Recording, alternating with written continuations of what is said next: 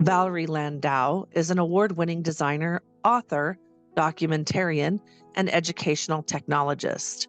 Her impact in the realm of online education specifically is undeniable. One of her remarkable achievements includes designing an application that streamlines the analysis and assessment of an organization's effectiveness in achieving its goals at various levels, from courses to entire institutions.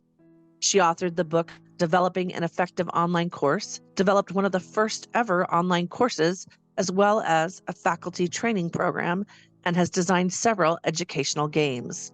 Ms. Landau is known for her longtime collaboration with internet pioneer Douglas Engelbart to create technology and processes that could solve complex and urgent problems facing humanity.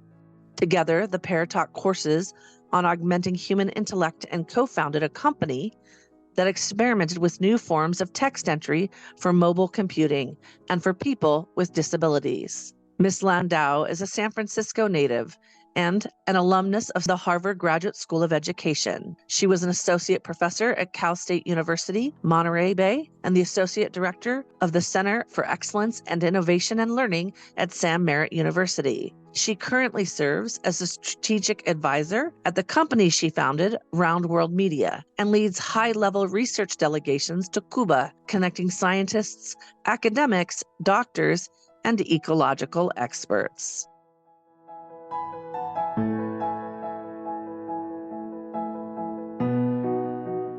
I've always been driven ever since I was very young by the idea that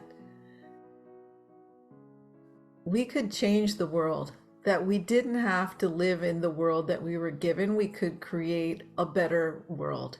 And so that's always been a driving force of mine, and always looking for how can we innovate? How can we change the thing that is blocking people from meeting their full potential, especially those who've not been included.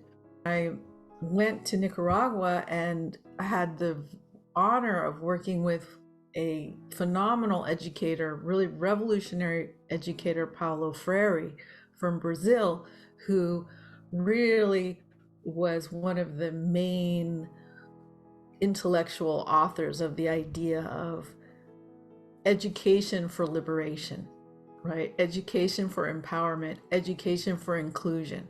So that influenced me. And then I worked on the Nicaraguan literacy campaign, which was helping peasants and workers to learn to read, which was at that time about 50% of the people were illiterate. And it was the most successful campaign in the history of the world. When I came back from Nicaragua, I thought, all the peace marches and all the activism that we did in the 60s and 70s was only effective up to a point, but that what we really needed to do was change the hearts and minds of people. And I guess I followed in the footsteps of my parents and became a documentary filmmaker.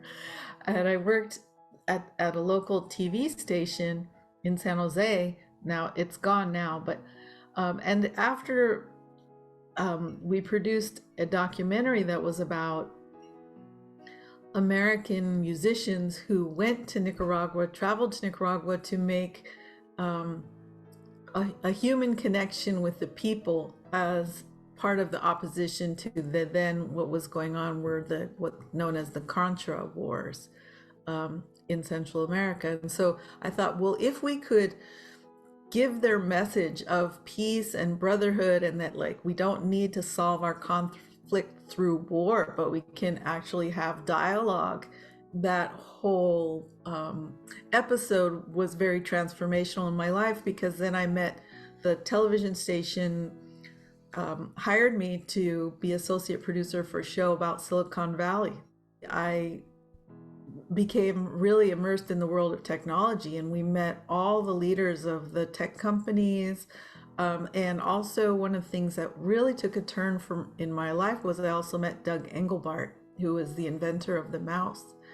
And I was in my 20s, and he was a very big influence in the idea that we could use technology to overcome the urgent and complex problems facing humanity. And so those have been the biggest, I'd say, influences that impact me to become an advocate for other people and for causes that are about transforming what is into a more inclusive, more equitable, and more just and actually more pleasant world.